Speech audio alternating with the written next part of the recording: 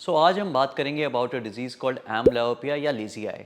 मेरा नाम डॉक्टर तुषार सरदाना है, कंसल्टेंट एट सरदाना आई इंस्टीट्यूट राजौरी गार्डन। एम्ब्लायोपिया या लेज़ी आई क्या होता है? Lazy I is a generic term जो हम आम भाषा में यूज़ करते हैं, जिसको लोगों को समझ आ जाता है। In doctors language the same thing is called amblyopia.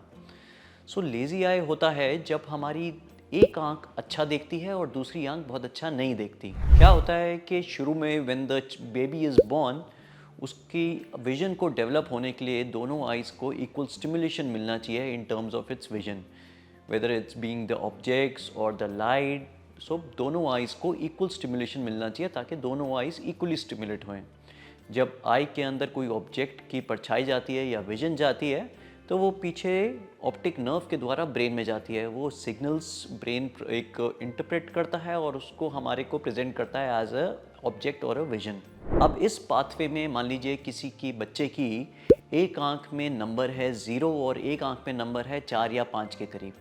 अब ये जो डिफरेंस इन नंबर है, और हमने अगर चश्मा नहीं लगाया बच्चे को, तो जिस आंख में 0 नंबर है वो आंख तो अच्छा देख रही है, लेकिन जिस आंख में नंबर ज़्यादा है वो आंख अच्छा नहीं देख रही। जो सी आंख अच्छा नहीं देख रही, उसका जो विजन का ऑब्जेक्ट है वो परछाई ब्रेन में साफ नहीं पड़ रही, जबकि दूसरी आंख से साफ एक इमेज बन रही है।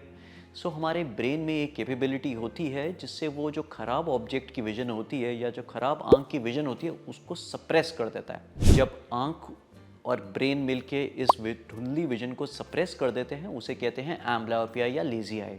बेसिकली ये कोई बीमारी नहीं है, इट्स जस्ट दैट कि हमारे ब्रेन के सेल्स के उस वाले कंपोनेंट ने सिग्नल्स को सप्रेस कर दिया है ताकि वहाँ से विजन बहुत अच्छा प्रेजेंट ना हो उस व्यक्ति को। अब ये होता क्यों है? इसके होने के एक तो मैंने एक कारण बताया कि अगर चश्मे के नंबर में बहुत ज़्यादा डिफरेंस है और हम चश्मा नहीं पहन रहे, एक ये कारण होता है जिसे कहते हैं रिफ्रैक्टिव एम्ब्लायोपिया। दूसरा कारण हो सकता है कि अगर एक आंख किसी की सीधी है और दूसरी आंख तिरछी है, तो अच्छा विजन ऑब्वियसली सीधी आंख में है, जो तिरछी आंख में है वो विजन बहुत अच्छा नहीं है, इसलिए ब्रेन तिरछी आंख वाली आंख को भी सप्रेस कर देता है। This is called strabismic amblyopia. और भी कारण हो सकते हैं एक आंख के सप्रेस होने के या लेज़ी आई होने के, जैसे कि किसी की आंख में टोसिस है, यानी कि पलक नीचे की तरफ गिरी हुई है। ऑब्वियसली क्योंकि पलक नीचे गिरी हुई है तो विजन अच्छा नहीं है, ये भी एक कारण बन सकता है एम्ब्लायोपिया होने का। कॉजेज़ ऐसे बहुत हैं एम्ब्लायोपिया होने के ना। हमने सीख लिया कि एम्ब्लायोपिया क्या होता है और इसके क्या क्या कारण बन सकते हैं। अब आते हैं कि इसका ट्रीटमेंट कैसे करें, इसका मैनेजमेंट कैसे करें। एक चीज़ जो बहुत ज़रूरी है कि अर्ली डिटेक्शन ऑफ एम्ब्लायोपिया, यानी कि इसको अर्ली स्टेज में हम डिटेक्ट करें एम्ब्लायोपिया को, ताकि इसको टाइमली ट्रीट करें।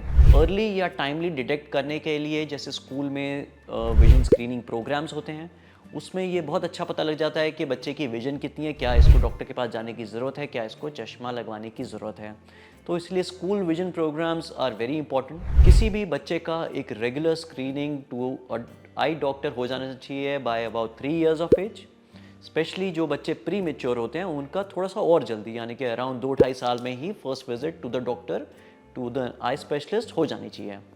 जब भी बच्चा डॉक्टर के पास जाता है, चाहे वो चार्ट ना भी पढ़े, चाहे वो बोर्ड ना भी पढ़े, लेकिन कुछ और टेस्ट के द्वारा पता लग जाता है कि बच्चे की आंख में नंबर है कि नहीं। घर बैठे बैठे भी आपको अंदेशा लग सकता है अगर बच्चा बहुत ज़्यादा फ्रीक्वेंट ब्लिंकिंग कर रहा है अपनी आंख की, अगर टेलीविज़न देख रहा है तो दूर की बजाय पास आके देखने की कोशिश कर रहा है, अपनी आइज़ को फ्रीक्वेंटली रब कर रहा है, तो कुछ ये भी साइंस होते हैं जो घर बैठे बैठे पेरेंट्स को बता सकते हैं कि शायद बच्चे के आंख में नंबर है और इसको डॉक्टर के पास ले जाने की ज़रूरत है। अर्ली डिटेक्शन इंपॉर्टेंट क्यों है? बिकॉज अगर बच्चे को हम अर्ली डिटेक्ट करके चश्मा दे सकें, तो बेसिकली हम उसको स्टिमुलेट कर रहे हैं कि अपनी आइज़ को आप अच्छे से यूज़ करिए।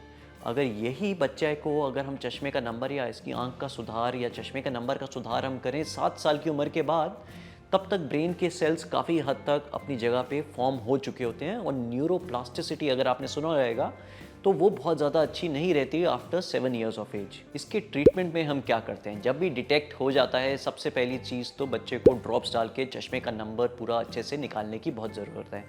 चश्मे का नंबर बच्चे को देना है। उसके बाद पैचिंग थेरेपी, जो टाइम टेस्टेड थेरेपी है, वो बहुत इंपॉर्टेंट होती है। पैचिंग थेरेपी में क्या करते हैं, जो अच्छी आंख होती है उसको हम पैच कर देते हैं, बंद कर देते हैं दिन में लगभग 3 से 4 घंटे के लिए।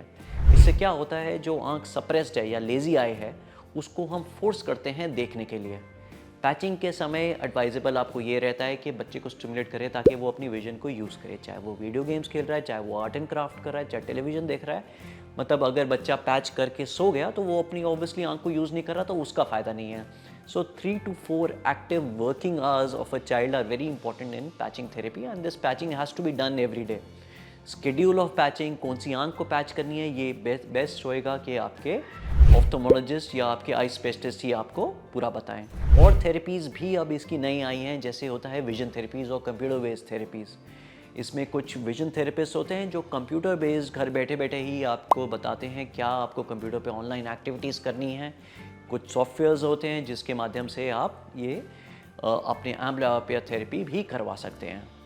अगर आपको ये वीडियो इन्फॉर्मेटिव लगा, do like, subscribe and share this video. आपके कुछ सवाल हैं तो नीचे लिए हुए कमेंट सेक्शन में ज़रूर लिखिए।